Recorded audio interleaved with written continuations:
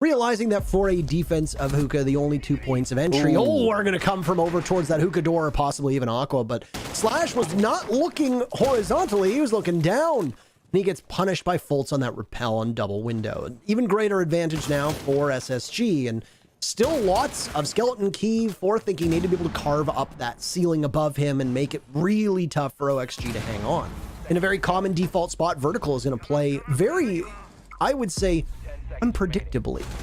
He's waiting for the sledge to walk on in, but he misses one shot, turns, picks them both up, but he's in a one-man stand. Pistol out, 3 kills, and the timer strikes 0. Hot and Cold is itching for a fight through that opening that you'd mentioned, and while he's going to need to just hold off the troops from TSM, he'll be aided by one of those toxic canisters being deployed by Skies. He's got 2 left in 20 seconds. That means that you'll be able to blanket the remaining timer. Just narrowly evading the frag grenade is the Hot and Cold once again on his belly.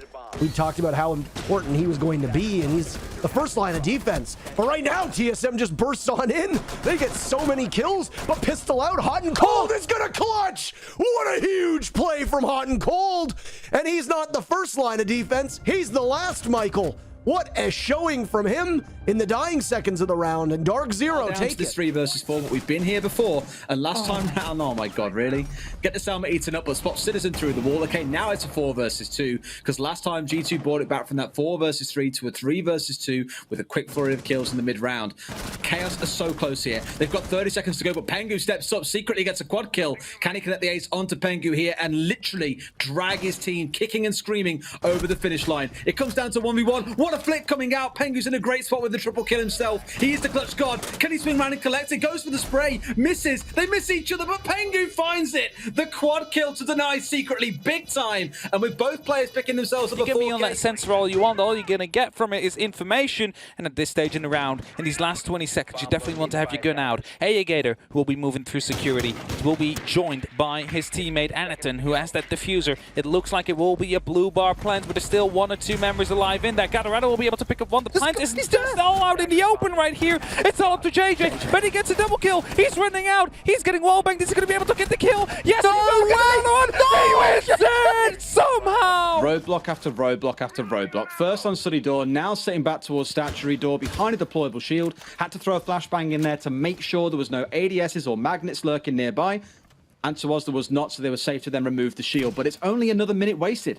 40 seconds left. Look at last round. We got to this point, and BDS were only just starting to square up to go for an execute. It's going to feel the same here. You still got to deal with smokes coming out. Does put one through the head of Citizen, so it's a 4 versus 4. But all the right delay tools are still here, Ace. I worry if they have enough time to make this happen. Out comes the Toxic Babe canister. Pengu using the electricity of Clash's shield just to slow down the attack as much as possible. Kanto gets a kill onto Rafal. Second on the round, but Virtual will be shut down on the challenge, and these are trading back and forward at the minute. Alems is trying to get in behind the Clash. He does get in behind the smoke. They're completely unaware of his presence. He goes for the challenge. Huge play from Alems coming out there with a big double. Breeder gets the diffuser down, and right now it is all down to Kanto. Gets himself the third on the round. He is on for the ace here. 1 versus 2 as Alems takes out the downed Pengu. Kanto, he's got to make a move. Shut down by Alems, who has the counter ace. There's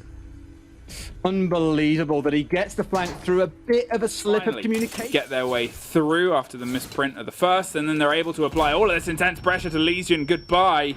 Renshiro slowly crept towards his own demise and didn't see it long enough to be able to creep away, and now this is the pace that they had before. Last time it was successful. Can they double down on that success? There goes one outside. Shaiko swings onto Bebo and swings onto the open hatch and the open wall and the open firefight and the open man inside the top as well, and one more for the trouble. A triple across rafters as the aggression comes now from Hungry, who's digging himself around the back of the site. Skeleton keys through a man and the wall itself, and then drops with an ace from Shaiko. We'll see if Tempera can hold fast here and try and deny them this aggression that's coming out. They do try and push in, but straight into a hail of bullets as well as a poisonous cloud coming out. That's going to be Shate down and out once again. I spoke earlier on around the aggression we normally see from him on something like the Ash.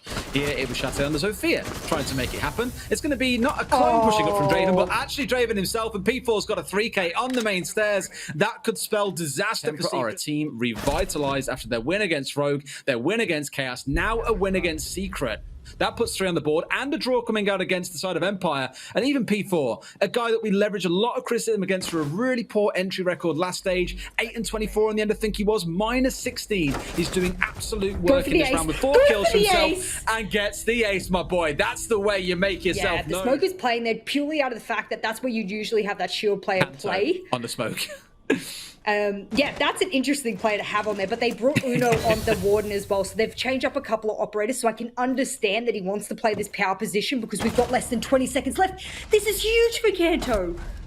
Mate, how many times do we have to talk around big fraggers in Europe? Citizen, Joystick coming up huge on operators like the Smoke. Manages to do quite a lot of work, but Shaiko does Shaiko things. 2 heads are clipped. Can he find the next couple to go through as well? It's down to the final 2 seconds here. It's all or nothing to go for a plant, and Brede is sticking it. The challenge comes through, but like I say, Shaiko, he just hits those shots every single time. 3 kills out of seemingly nowhere is going to save this round for BDS. Otherwise, we could have been looking at a 2-0 for G2, given how the clock has been handled so far. Uno's got a lot of work to do, and as a player that in the first few weeks had so many frags to his name but then settled down as the rest of G2 awoke, I'm not expecting big things from him. Shaiko connects to 4K. Yeah, I mean, let's be honest, the only reason why Chaos won that previous attack onto this bomb site is because Empire had no idea where they were pushing from and that they were planting. This time Chaos going for, oh, that's a nice shot, next one.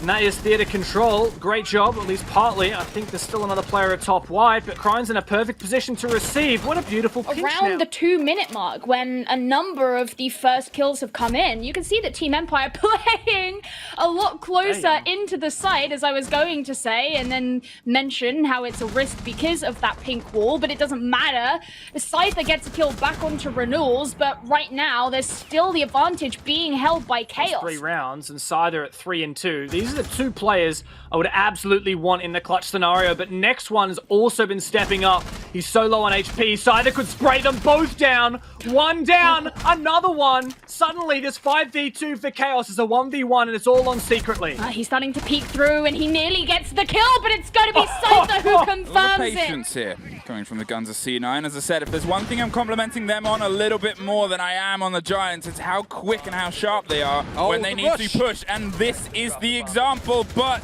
Luna and Speakeasy deep within the gun vault are able to quickly shut that down.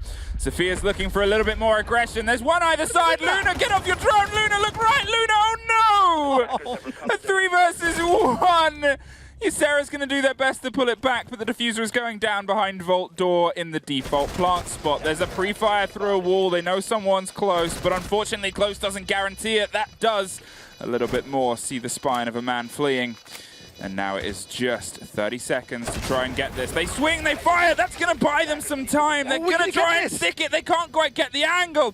4 seconds, 3 seconds. Sile throws himself, and it was brilliantly played by Ysera. Waited, baited, done like a kipper. Like a kipper.